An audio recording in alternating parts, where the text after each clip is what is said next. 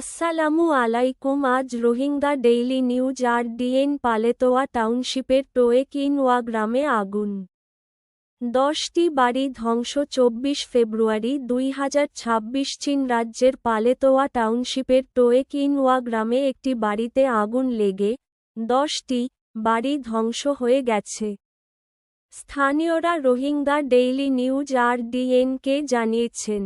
21শে ফেব্রুয়ারি শনিবার বিকাল 3টার দিকে টোয়েকিনওয়া গ্রামের এক ছাত্র পানি গরম করার সময় আগুন ধরে যায়।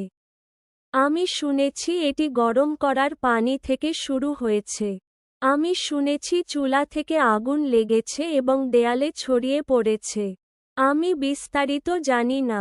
পালেতোয়া টাউনশিপের একজন বাসিন্দা রোহিঙ্গা ডেইলি নিউজ RDN-কে বলেছেন।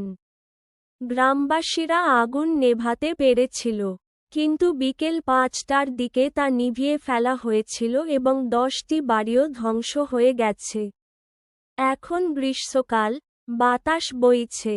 আগুন নেভানো সহজ নয়, আর পাশের ঘরগুলো বাঁশ দিয়ে তৈরি, তাই আগুন ছড়িয়ে দেওয়া সহজ।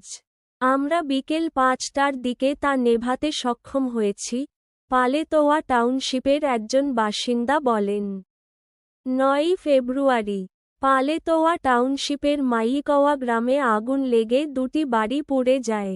ছবি, সোশ্যাল মিডিয়া। প্রথম থেকে শেষ পর্যন্ত এই খবরটি দেখার জন্য ধন্যবাদ। পরের বার দেখা হবে।